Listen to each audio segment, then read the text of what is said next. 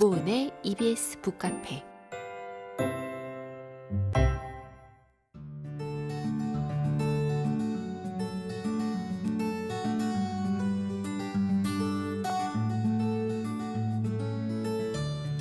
아마존의 카피바라, 페로제도의 퍼핀, 마다가스카르의 리머, 낯선 땅에서 마주한 신비로운 동물들. 그들과 교감한 특별한 순간의 기록을 들고 찾아오셨습니다. 목요일 2부 북카페 초대석, 오늘은 여행가의 동물 수첩을 쓴 박성호 작가와 함께합니다.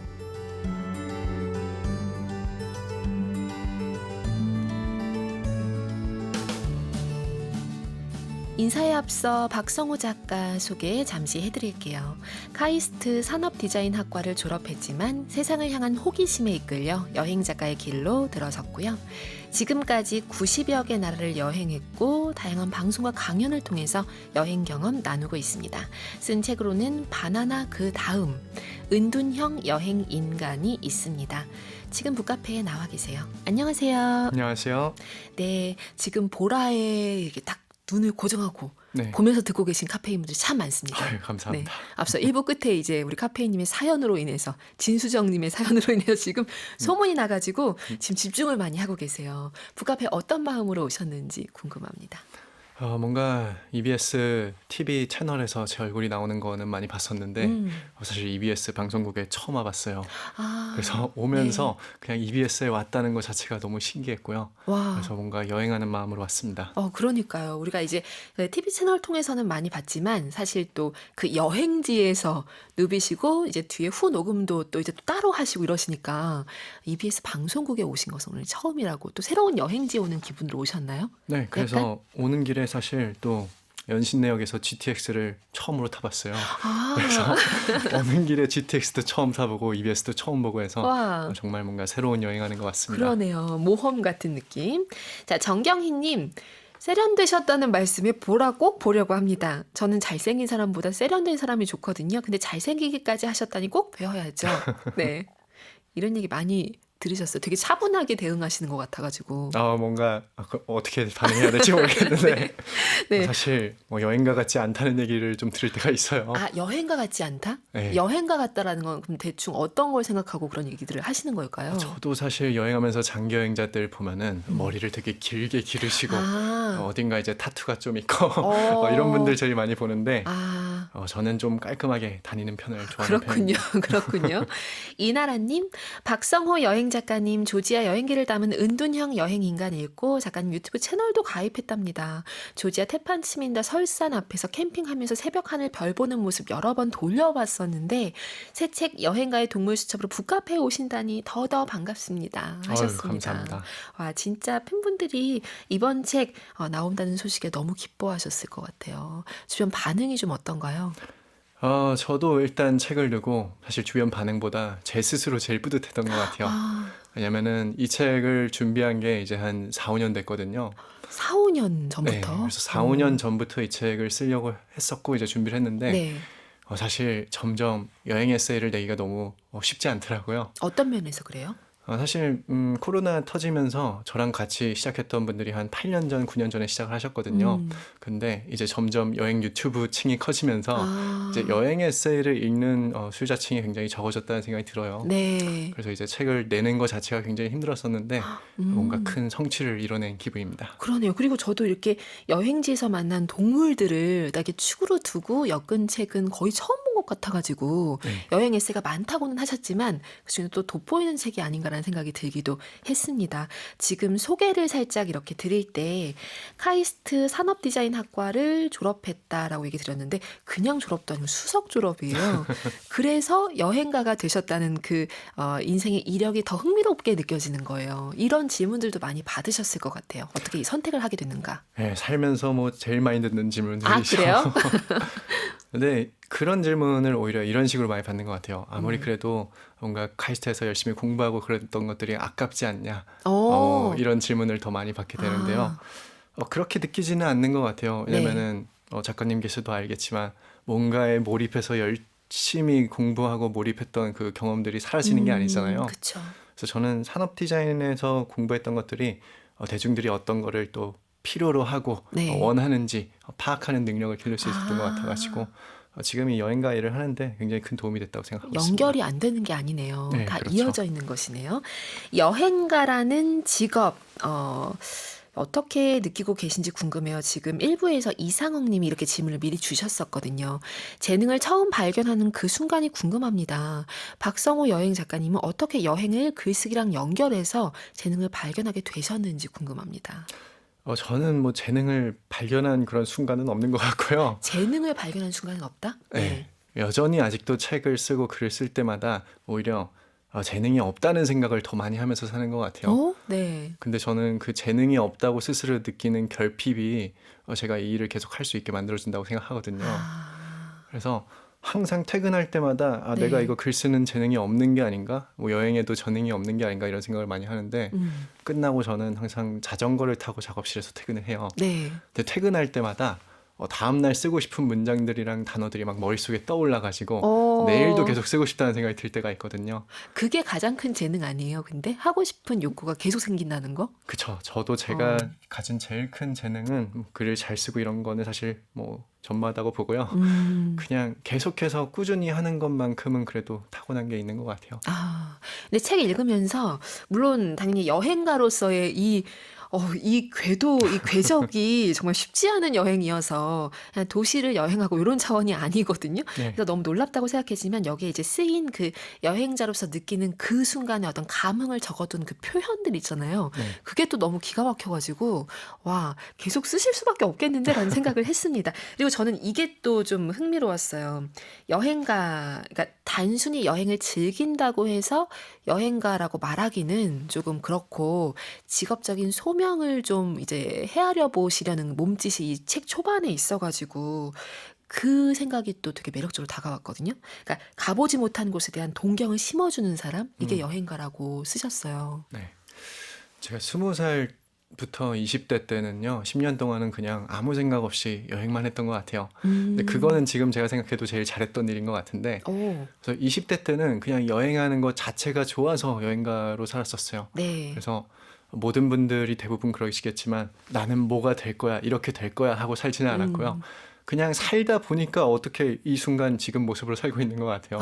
그래서 20대 때는 그냥 이렇게 여행하고 경험하는 것을 제 인생의 최고의 목표로 뒀었는데 네. 여행을 많이 하다 보니까요. 뭔가 세계에서 지구에서 제일 많이 만나는 풍경들이 네. 어떻게 보면 뭐 아름다운 자연이나 그런 것보다는 가난의 모습을 제일 많이 봤던 것 같아요. 그래서 제가 아무래도 오지를 주로 또 많이 다니다 보니까 네. 한국이 얼마나 잘 사는 나라고 그런 거를 너무 많이 느낄 때가 있거든요. 그래서 그냥 내가 여행만 하고 사는 거는 그냥 너무 축복받은 일이긴 하지만 스스로 의미를 찾기는 어렵다는 생각이 들었고요. 네. 그래서 30대 되면서부터는 이제 그거를 사람들한테 어떻게 또 이야기를 들려드릴까 뭐 이런 고민을 많이 하게 되는 것 같습니다. 어찌 보면 전달자가 되기도 네, 하는 거네요. 그렇죠? 김정숙님, 여행가 세상에서 가장 멋진 직업인 듯해요. 여행서 수집가인 저에게 여행서 출간 소식 너무 반가워요. 개인적으로 여행서는 정말 아껴 읽는 책들이에요 하셨습니다. 여행 관련 책, 여행 뭐 가이드북을 포함해서 여행 에세이 이런 거 읽는 것도 좋아하세요? 네, 저는 사실 뭐 여행가들이면서 작가인 분들의 소설을 또 굉장히 좋아하거든요.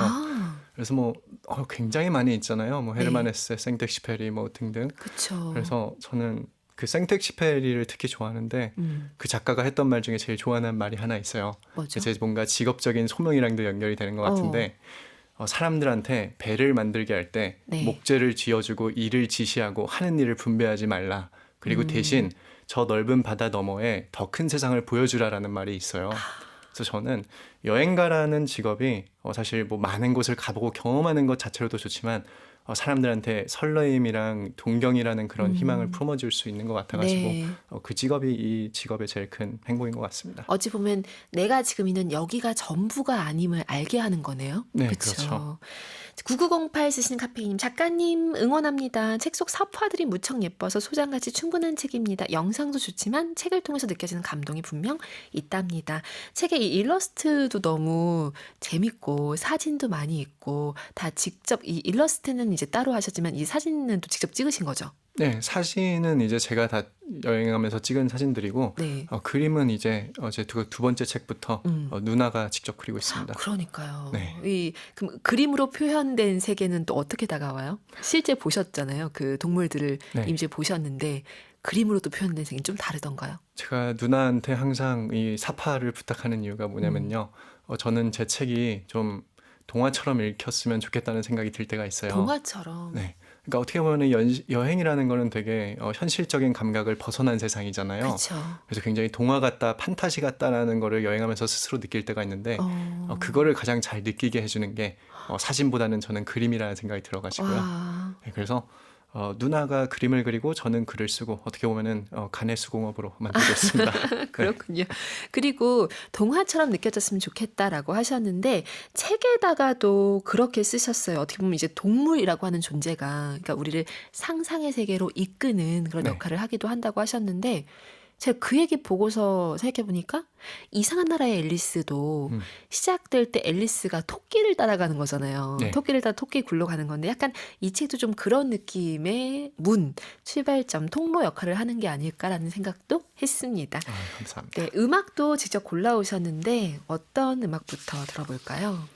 첫 번째 노래는 원리퍼블릭의 카운팅 스타스 들려드리고 싶습니다. 왜 고르셨어요? 이 곡은? 제가 사실 이 여행을 하려면 돈이 필요하잖아요. 네. 그래서 여행 여비를 처음에 마련할 때 어. 호주에 있는 바나나 농장에서 일을 했었어요. 어. 그래서 그때 이 노래가 나왔어가지고 제일 많이 들으면서 뭔가 나도 돈보다는 별을 세는 사람이 되고 싶다. 그 생각을 어. 되게 많이 했던 것 같습니다. 네, 바나나 농장에서 나오던 그러니까 작업 노동요 같은 거였어요? 네, 그렇죠. 근데 그게 이게 현실적으로 네. 생각하고 살면은 농장에서의 그 생활을 버티기가 너무 어렵더라고요. 그렇죠, 그렇죠. 네. 네, 꿈을 키우셨던 바로 그 노래 듣고 가시죠. 윤고은의 EBS 북카페 목요일 2부 초대석 함께하고 계십니다. 오늘은 몽수북에서 나온 책입니다. 여행가의 동물 수첩을 품고 오신 박성호 작가와 이야기 나누고 있고요. 음악 나가는 사이에 진짜 이 노동요였지만 또 이제 꿈을 꾸는 꿈에 대한 또 음악이 되기도 한 이 음악 듣다 보니까 기분이 묘한데 정현숙님 바나나 농장에 돈을 세기보다 밤하늘의 별을 헤아리고 싶으신 마음 그 마음이 바로 동화네요 하고 사연 주셨습니다. 이렇게 우리 카페인 분들과 소통하는 것은 어떠세요? 지금 책을 좋아하시는 분들이라 그런지 네. 확실히 이 문자나 이 한 문장도 되게 그렇죠. 소설처럼 쓰시네요. 뭔가 시 같고 소설 같고 네. 그러니까요. 김정숙님은 바로 주문했어요. 빨리 읽어보고 싶네요. 오랜만에 동화처럼 읽을게요 하셨습니다. 감사합니다. 이렇게 많이 접하시면 아시겠지만 이 곳곳에 이렇게 책을 딱 보면 작가님의 동물에 대한 어떤 사랑, 예찬 이런 것이 느껴지는데 원래부터 동물과 좀 친밀한 삶을 사셨던 건가요? 네, 저는 동물과 어려서부터 뭔가 되게 가까운 삶을 살기는 했던 것 같아요. 왜냐면은 일단 아빠가 동물을 굉장히 좋아하세요. 그래서 어릴 적엔 제가 살 때 마당에 있는 집에서 살았었거든요. 네. 그래서 항상 뭐 강아지들을 한 대여섯 마리씩은 풀어놓고 살았던 것 같아요. 그래서 오. 지금까지 길러본 강아지가 한 20마리 가까이는 되는 것 같은데요. 네. 그래서 아빠가 제가 어릴 때 밥 먹을 때 항상 TV에다가 틀어놓는 게 동물의 왕국이었어요. 그래서 동물의 왕국이요? 네. 오. 그래서 아빠가 그렇게 동물을 좋아하시다 보니까 저도 자연스럽게 동물들이랑 같이 커왔고 동물들이 거의 친구이자 형제처럼 느껴졌던 것 같습니다. 그런데 또 이 반려견, 반려묘 이런 느낌과 좀 다르잖아요. 지금 이 책에 담긴 동물들은 네. 사실 떠나야 볼 수 있는 동물들도 막 많고 이런데 책에 보니까 이렇게 쓰신 부분도 있어요. 동물의 행동을 따라하는 것만으로도 동물과 가까워질 수 있다. 그걸 보면서 이 여행가로서 이 박성호 작가님의 노하우 같은 걸 약간 이제 보게 됐는데 일단 약간 이렇게 좀 따라하시는구나. 성대모사 좀 잘하시겠다 생각이 들었습니다. 이건 처음부터 좀 익히게 되신 거예요? 동물의 몸짓을 따라하면 동물도 좀 긴장을 풀게 된다는 것을? 그게 이제 어려서부터 마당에서 강아지들이랑 놀면서 이제 몸에 익힌 것 터득하시고. 같아요. 그러니까 저는 동물이 뭐가 제일 신기하냐면요. 네. 이게 나랑 다른 감각으로 살아가고 있다는 것 자체가 되게 신기한 것 같아요. 그래서 제가 되게 좋아하는 책 중에 하나가 네. 이제 허먼 멜빌의 모비딕인데요. 아, 그 향유고래가 저는 너무 신기한 게 네. 눈이 양쪽 사람으로 치면은 귀에 붙어 있잖아요. 그렇죠. 그래서 모비딕 향유고래는 얼굴이 없다 이런 문장들이 되게 자주 나오거든요. 그래서 이게 귀 쪽에 양쪽으로 눈이 있으면은 우리는 사실 상을 하나로 겹쳐서 이 세상을 보고 있는 건데 그렇죠. 세상을 어떻게 뇌에서 받아들이고 있는지 상상조차 불가능한 일이잖아요. 맞아요. 그래서 저는 모든 생물들이 각자만의 다른 세상에서 살고 있다고 생각하거든요. 그래서 그 세상을 느끼기 위해서는 동물과 좀 같은 자세로 세상을 봐야 조금이나마 느낄 수 있지 않나 그렇게 생각합니다. 와, 이런 몸짓 모든 것이 책에 많이 담겨 있어요.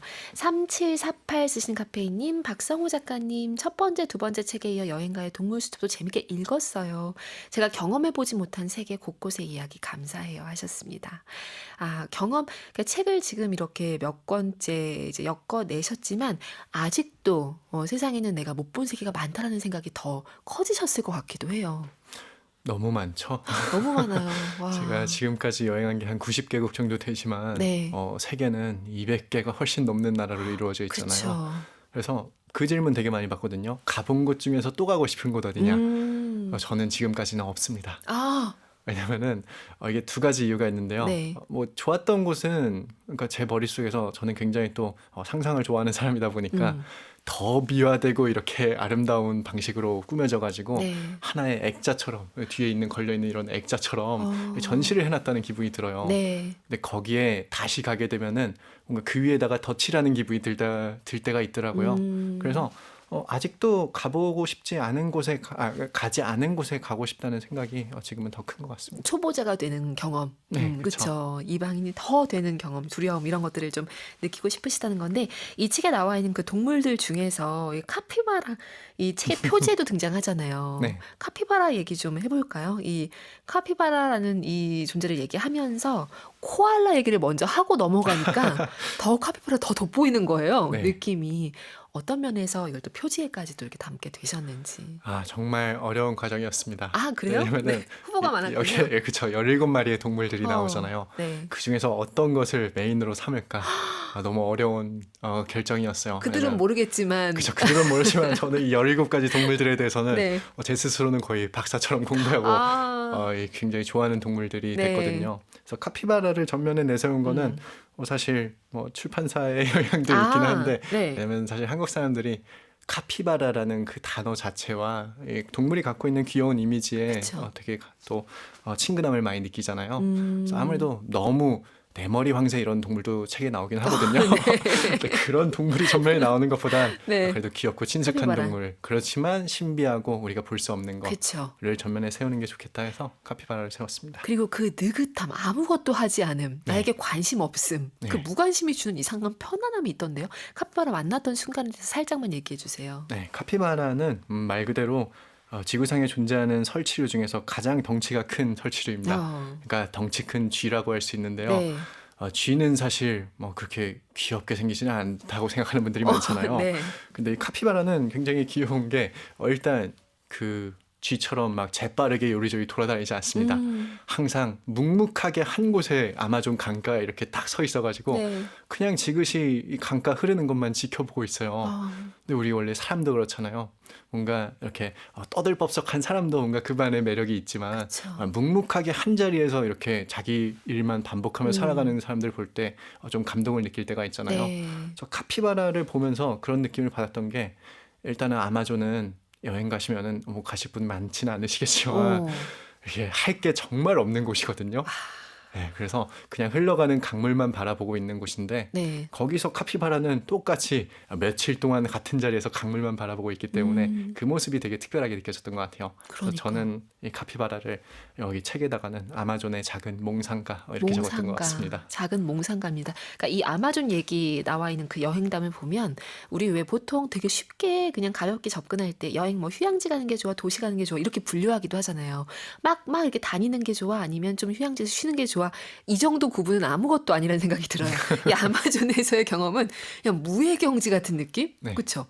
아무것도 없으면 익숙해지고 아무것도 하지 않으면 익숙해지고 흘러가는 강물을 또 흐르는 강물처럼 영화 얘기까지 이제 하시면서 이 경험들을 털어놓고 계신데 그런 시간들 누군가는 인생에 들여놓을 수도 있겠죠. 그렇죠. 저는 굉장히 필요하다고 또 생각합니다. 필요하다고. 저는 사실 여행하면서 제일 좋아하는 공간들이 그렇게 아무것도 없는 곳들인 것 같아요. 네. 그래서 아까 일부 방송 듣는데 이집트 노래들 막 사하라, 에이전트 이런 맞아요. 노래들이 나오더라고요. 맞아요. 제가 제일 좋아하는 곳 중에 하나가 사실 사막이거든요.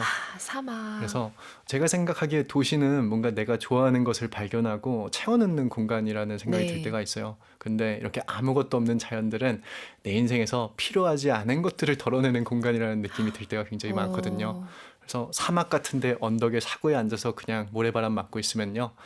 그냥 시간이 흘러가면 사라질 것들에 대해서는 되게 큰 생각을, 큰 미련을 갖지 않게 되는 느낌이 들 때가 있습니다. 그 사하라 사막에 대한 얘기를 쓰신 부분이 제가 너무 아름다워서 밑줄을 많이 그었거든요. 거기 보면 이런 구절 나옵니다. 그러니까 정확한 워딩은 아닌데요. 그러니까 장작 타는 소리, 그게 이제 세상에 이 사막의 유일한 소리인 거고, 그렇죠? 그리고 세상의 유일한 빛도 꺼뜨릴 수 있는 중요한 인물이 나인 거잖아요. 그러니까 그런 것들, 그리고 별똥별도 너무 흔해가지고 소원 빌기도 귀찮을 정도인 그런 아주 거대한 세상에 정말 작은 모래 같은 게 이제 나인 건데, 그것을 아는 것도 중요하지만 그 다음날 아침에 이제 마주한 사막 여우 얘기, 이 또한 너무 매력적이더라고요. 사막 여우. 양치질 하신 경험. 사막 여우는요, 제가 사하라 사막에서 자고 일어나서 네. 이제 거기서 양치질 하면서 본 동물이거든요. 네. 그 네. 순간에 딱 나타났어요. 그렇죠? 그래서 그때 머릿속에 번쩍 든 생각을 이제 수첩에다 적어놨다가 이제 책에 쓴 건데, 네. 그때 번쩍 든 생각이 이랬어요. 지구상에 지금 양치하는 인구가 한 몇억 명은 될 텐데 나보다 행복하게 양치하는 사람은 없겠다 와. 생각이 들더라고요. 네. 그러니까 그래서 진짜 행복한 양치질로. 사막여우는 모든 지구상의 강아지계 동물 개들 중에서 가장 덩치가 작은 동물이거든요. 네. 그래서 그에다가 귀도 크고 털도 하얗게 복슬복슬해가지고 네. 정말 그들이 막 배를 발랑 뒤집고 사막에서 뒹굴고 있는 거 보면은 그 자체로만도 너무 행복입니다. 그러니까 경계심도 굉장히 많은 동물이잖아요. 네, 사막여우. 맞습니다. 그런데 그 동물이 내 앞에 지금 내가 양치하고 있는 이 묻어난 일상, 물론 여행지긴 하지만 거기에 나타났다는 것이 너무 선물 같았을 것 같아요. 네, 정확히 말씀드리면은 사막여우를 발견한 순간 칫솔을 내려놨습니다. 계속 그 할 수 작은 없었다. 소리만으로도 사막여우는 귀가 굉장히 크잖아요. 그렇죠. 그래서 얘가 작은 소리만 듣고도 금방 도망치거든요. 그래서 사막에 엎드려서 모래바닥에서 이렇게 봤습니다. 와, 이보다 더 행복한 양치질 하신 분, 양치하다 멈추신 분 아마 사연으로 보내주시면 없으실 것 같습니다. 자, 지금 사연들도 많이 오고 있는데요. 신민호님, 아마존은 할 게 없는 곳, 아마존에 대한 모험 상상과는 다른 현실이네요. 그러네요. 아마존 모험을 떠올릴 수도 있는데 그렇죠. 실제로 그냥 낯선 사람이 가서 모험을 하려고 하면 어떻게 해야 되는 것이죠? 뭐 모험을 하려면 할 수는 있습니다. 네. 저도 아마존에서 뭐 모험 같은 일들을 하긴 했는데요. 예를 들어 뭐 아마존의 핑크 돌고래랑 수영을 한다든지 아니면 낮에는 할 게 없으니까 거기 아나콘다를 잡으러 다니던가 아니면은 피라냐 낚시를 하거나. 근데 그것도 몇 번 하고 나면요. 그래요? 할 게 없어요. 그게 일상이라서 몇 번 하고 나면 아나콘다 사실 잡으러 제일 큰 이유는 네. 더위 때문이죠. 아마존은 정말로 더운 곳이거든요. 네. 그래서 적도 부근에 위치하고 있잖아요. 그쵸. 그래서 해가 쨍쨍하니까 그냥 아무것도 하기 싫어지는 곳이 그런 아마존이었는데 저는 이런 힘들었던 불편했던 기억 때문에 아마존의 기억이 더 좋은 것 같아요. 왜냐면은 요새 이제 점점 간접 경험이 훨씬 더 커지는 시대가 됐잖아요. 근데 저는 이 간접 경험의 가장 큰 함정 중에 하나는 고통의 부재라고 생각하거든요. 그래서 오히려 이렇게 여행하면서 힘든 기억들이 많을수록 그게 내 과거에 더 짙게 남게 되는 것 같다는 생각이 들 때가 있습니다. 너무 중요한 얘기 지금 해주신 것 같아요. 음악을 한 곡 듣고 우리 북카페 에디션 얘기도 드리도록 하겠습니다. 음악은 어떤 거 골라오셨나요? 두 번째 들려드릴 노래는 제가 동물 하면은 가장 먼저 떠오르는 곳이죠. 세렝게티. 그래서 더 라이언 킹에 나오는 서클 오브 라이프, 제목부터 너무 멋있습니다. 네. 그래서 이 노래 들려드리고 싶습니다. 음악 듣고 와서 이야기 계속 이어가겠습니다.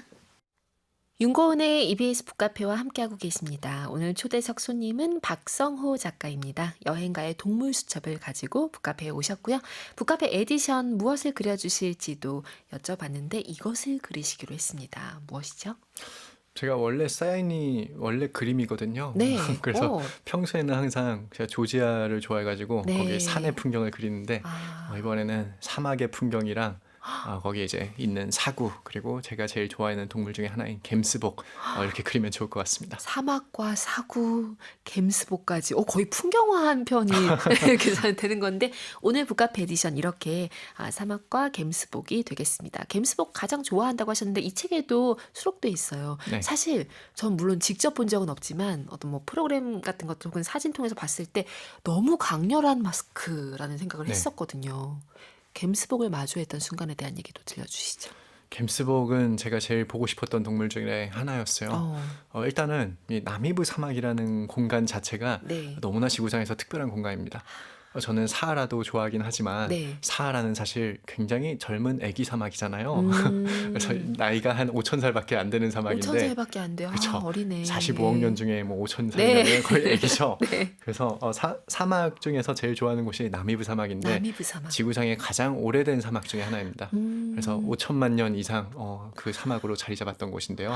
헤아릴 수도 없네요. 네, 헤아릴 수도 없고 정말로 광막한 광야가 이렇게 펼쳐져 있는 네. 공간이에요.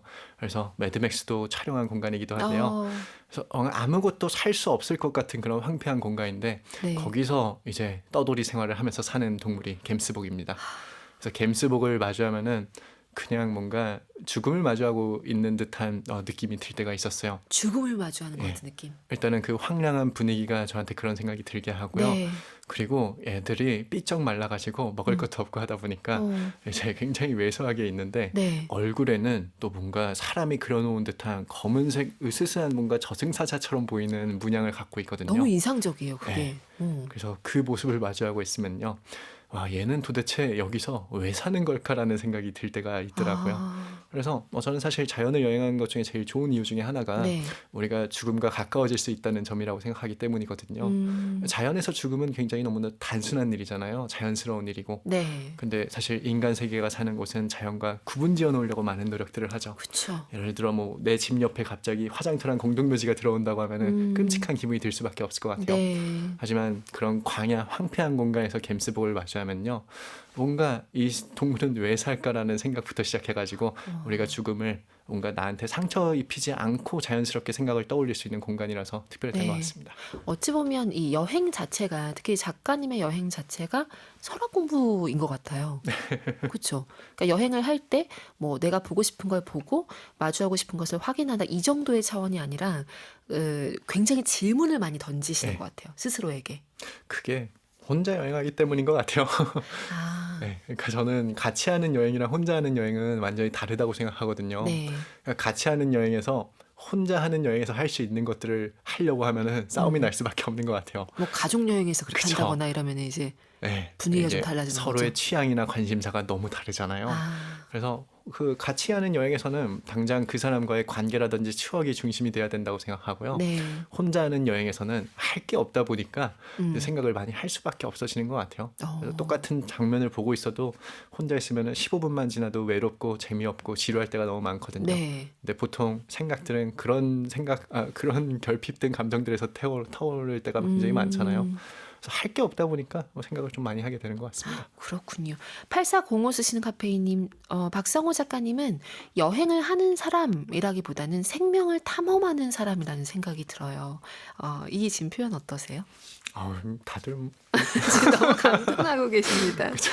그렇죠. 이 질문들 묶어서 책으로 써도 되겠네요. 생명을 탐험하는 사람? 네. 최윤정님은 경험의 멸종 읽었는데 그 책에서 말하고자 한 바를 핵심적으로 또 네. 박성호 작가님 좀 얘기해주고 계시다고 하셨습니다. 정경희님 고통의 부재라는 말씀도 공감하고요. 너무 쉽게 에어컨 트는 사람들도 많은 것 같아요. 그렇죠. 우리 너무 편리한 방식으로 지금 조금 덥고 조금 춥고 할 때마다 뭔가 버튼 하나로 조절할 수 있는 세계인데 실제 이렇게 오지 여행을 하면 네. 그거 불가능하잖아요. 그쵸. 그렇죠. 맡겨야 되잖아요. 네, 그래서 항상 오지 여행은요, 불편함을 즐기는 일이라고 생각을 합니다. 변수도 많죠. 네, 변수도 너무 많죠. 사실 자연이 뭐 아름답고 편안한 공간, 그냥 이미지만 떠올리면 그렇지만 아시겠지만 온갖 변화무쌍하고 힘든 것들, 불편한 것들로 가득 찬 공간이잖아요. 네.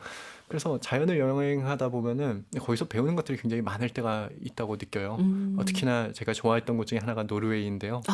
이 노르웨이 책도 사람, 처음에 나오기도 하죠. 그쵸. 예. 노르웨이 사람들은 아예 국가 교육에 음. 많은 부분을 자연에다가 할애하고 있더라고요. 어, 예를 들어서 초등학교 고학년만 돼도요, 네. 애들끼리 어른 없이 산속에 들어가서 일주일씩 캠핑을 하고 오는 그런 프로그램들을 굉장히 많이 와, 만들어놔요. 네. 그 사람들이 뭐 바이킹의 후예여서 자연에서 살아남기 위한 독립심이 굉장히 중요했던 것이 이유기도 하고요.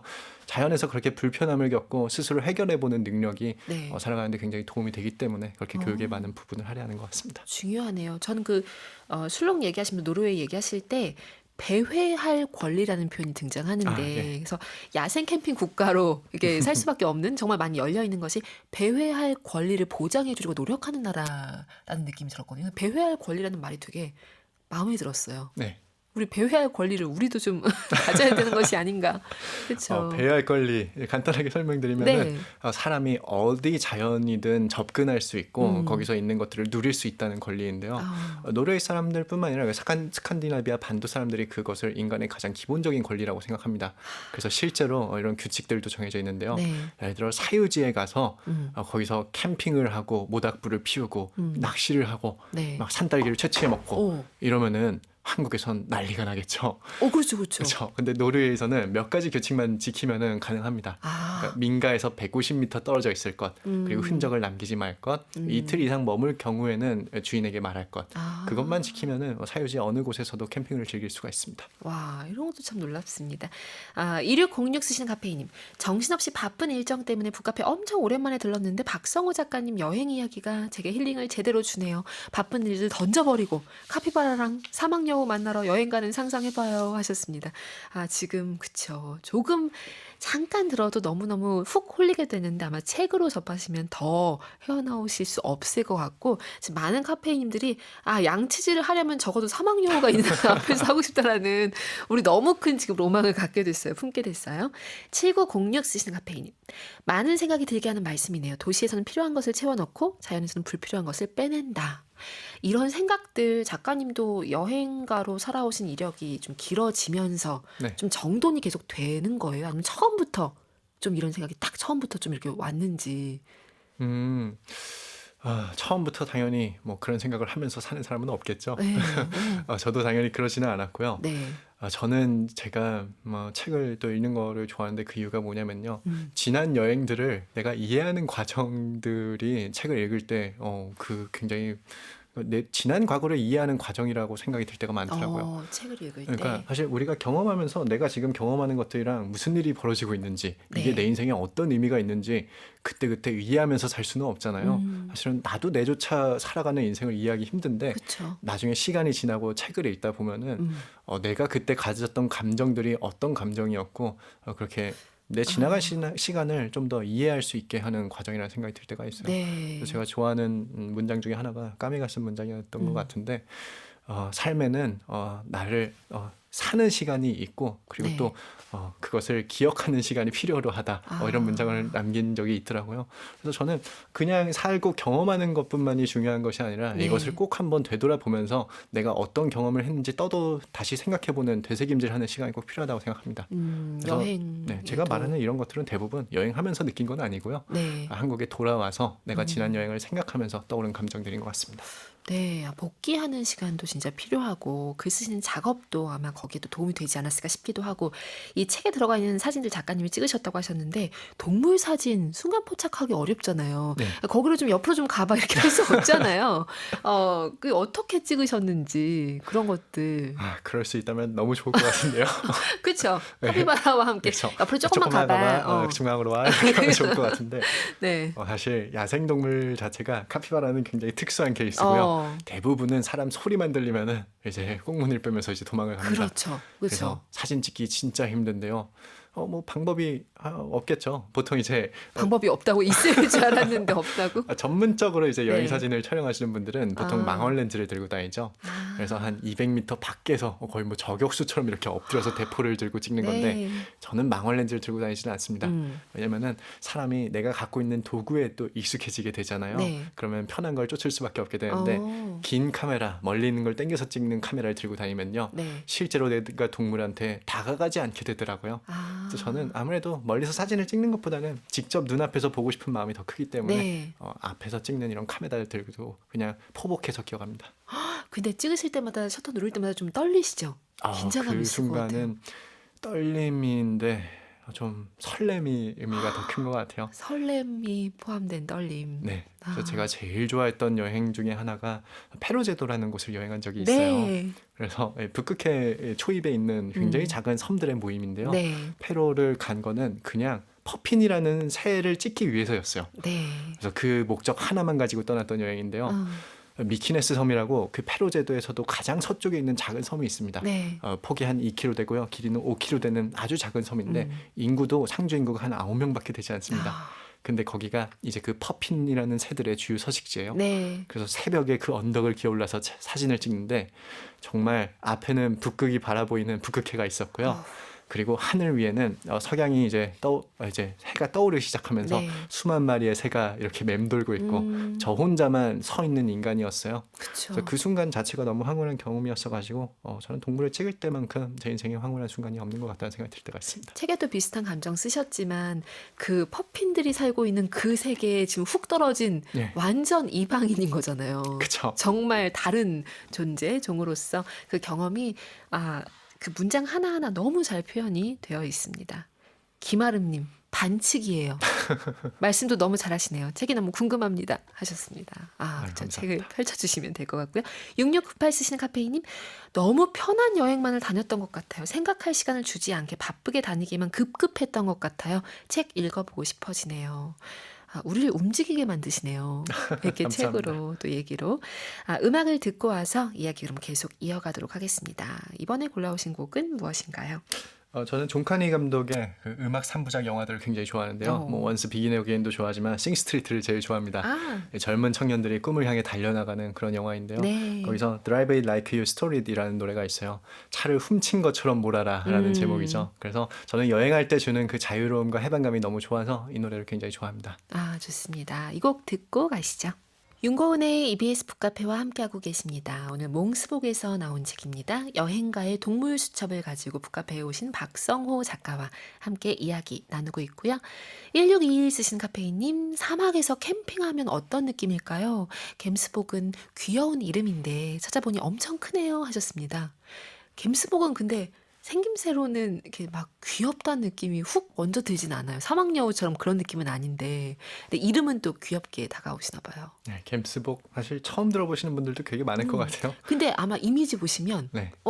어디선가 봤다는 생각을 하실 수도 있을 것 같고. 네, 뭔가 저는 겜스복 처음 봤을 때 뭔가 하얀 석고상에다가 검은 눈물을 그려놓은 것 같은 그런 기분이 좀 들더라고요. 그래서 좀 섬뜩했습니다. 섬뜩했다. 네. 이 책에 귀여운 동물에 대한 애정도 많이 담아두셨거든요. 귀여운 동물은 신성한 사명을 가지고 있다. 이를테면 뭐 인간 마음속의 어둠을 물리치는 것도 있고, 그 귀여움에 대한 예찬이 네. 은근히 곳곳에 많아요. 네. 네. 동물이 우리한테 주는 가장 큰 기쁨 중에 하나가 바로 그 귀여움이잖아요. 귀여움. 그래서 제 책도 표지가 그냥 귀여워서 샀다는 분들도 이제 계시더라고요. 그래요? 귀여움이 우리 움직이니까. 네. 맞아요. 근데 저는 이 사람이 본능적으로 느끼는 귀여움이라는 감정이 우리가 느끼는 감정 중에 제일 강력한 것 중에 하나라고 생각해요. 맞아요. 그래서 귀여움을 느끼면은 그 제일 제가 좋아하는 건 뭐냐면요. 저는 가끔 아까 자전거를 타고 작업실에 퇴근한다고 했잖아요. 양재천을 따라서 쭉 오는데 너구리를 만날 때가 있거든요. 근데 너구리를 만날 때마다 갑자기 그 귀엽다는 생각과 뭐 상상력 이런 것 때문에 네. 세상이 되게 아기자기하게 느껴질 때가 있어요. 그래서 평소에는 뭐 이렇게 삭막하지 도시가 이렇게 네. 느껴지는데 동물을 마주하는 순간 내가 살고 있는 이 도시가 되게 그 물성이 훨씬 더 연하고 말랑말랑해지는 그런 기분이 들 때가 있습니다. 뭔가 너구리의 출현으로 인해서 이렇게 또 귀여움을 느끼셨고요. 어쩌면 우리 사는 이 지역에 예를 들면 퍼핀 얘기도 하셨지만 우리 사는 이 지역에 새로 지금 호기심 어린 눈을 가지고 초롱초롱하게 온 저 사람도 귀엽다 생각하지 않을까요? 동물들도? 뭐 그럴 검증할 수도 길이 없지만 네, 그렇게 느낄 수도 있겠죠. 그쵸. 네. 그럴 수도 있을 것 같기도 하고요. 7700 쓰시는 카페이님. 박성호 작가님 역시 세상 곳곳에서 만나는 동물들도 깔끔한 작가님을 좋아할 것 같아요 하셨어요. 뭐 그건 아닐 것 같습니다. 동물들의 동물들은 입장은? 네, 오히려 뭐 막 흙먼지를 막 이렇게 더 뒤덮고 있어야 아. 자기들이랑 더 친숙하다고 느낄 수도 있을 것 같아요. 그쵸. 네. 뭔가 이렇게 좀 친밀감을 느낄 수 있도록. 1154 쓰시는 카페이님. 우연히 알게 된 여행가의 동물 수첩 보고 여행에 있어서 생각해 본 적 없었던 동물과의 교감을 하고 싶다는 생각 하게 됐어요. 마음이 너무 따뜻하신 분 같아요, 작가님. 책 너무 잘 읽고 있는데 작가님이 라디오에 나오시니 너무 반가워요. 잘생겼어요. 감사합니다. 지금 자꾸 부담 주시는 것 네, 같아요, 그러니까요. 카페인들이. 네. 근데 이렇게 오늘 라디오에서 우리 그 독자, 청취자분들을 만나시지만 또 끝나고 나서 또 이제 서점에서 또 강연도 하시고 네. 그리고 여러 강연, 여러 북토크 자리에서 사람들을 마주하는데 그때의 그 교감하는 것도 여행지에서 동물과 교감하는 거 못지않게 특별한 즐거움일 것 같아요, 작가님께. 너무 특별한 즐거움이고요. 제 직업을 계속 하게 만드는 원동력이 되는 것 같아요. 원동력이요. 사실 저는 항상 축복받았다고 느끼는 게 사실 대부분의 사람들은 자기 지역을 이렇게 마음대로 벗어나면서 살지는 못하잖아요. 그렇죠. 근데 사람들한테 단순히 그곳 바깥의 세상을 보여주는 것만으로도 그들을 설레게 만들 수 있고 그래서 저는 제가 하는 일이 막 어떻게 해야 뭐 여행기 티켓을 뽑을 수 있는지 이런 걸 설명하는 게 아니라 고민하고 있는 사람들을 움직이게 만드는 게 제 역할이라고 생각하거든요. 그렇죠. 그래서 너무 행복하게 생각하고 있습니다. 그리고 아까 그 아무것도 하지 않음의 시간도 이왕이면 들여놓아라. 삶에 필요하다고 강조를 하고 계시고요. 신수아님, 혼자 여행하는 시간, 혼자만의 사고의 시간을 즐기시는 작가님 마음에서 내면의 단단함을 배워봅니다. 여러 가지 감정이 흘러보냈다 다시 차올랐다 하는 북카페 혼자 들으며 생각 속 배회 속 이런 듣기 여행하는 시간도 좋네요. 듣기 여행 중이시래요 지금. 아유, 감사합니다. 네, 이 책에 보면 정말 많은 그 여행의 기억들이 있는데 작가님의 다음 여행도 궁금하기도 하고요. 어떤 여행을 준비하고 계신지. 준비하고 있지는 않는데요. 네. 일단 책이 나왔잖아요. 네. 책이 나왔는데 제가 훌쩍 떠나버리면 출판사에서 되게 슬퍼하시겠죠. 그렇죠. 그래서 저 라디오도 많이 다니고 강연도 해야 되는데 네. 가고 싶은 곳은 있습니다. 제가 어. 지구 6대륙 여행했다 이런 얘기를 많이 하는데 네. 사실 지구는 7대륙이잖아요. 아, 아직 가보지 않은 7번째 대륙 남극에 가고 싶어요. 남극에 가고 싶다. 예, 네. 가고 싶은 이유는 황제 펭귄을 보고 싶어서죠. 어, 그래서 직접 가서 그 황제 펭귄이랑 그 남극의 특별한 장면들을 보면은 남극에 2주일 정도만 머물러도 책 한 권 쓸 수 있는 얘기가 나오지 않을까 그렇게 생각하고 그쵸. 있습니다. 남극에 갔다 오시면 또 이제 표지에 펭귄이 펭귄이 그려져 있는 들어갈 수도 있겠네요. 그 일러스트의 책이 또 나올 수도 있겠네요. 어떤 여행지를 딱 생각하면 그 관련 정보들이 막 나에게로 흘러온다는 느낌도 좀 받으세요? 품고 있을 때? 막 본격적으로 준비하지 않아도? 그쵸. 운명적으로 마주치는 그런 순간들이 분명히 있는 것 같고요. 여행 자체가 제 인생에서 너무 그 특별한 경험 중에 하나라고 생각해요.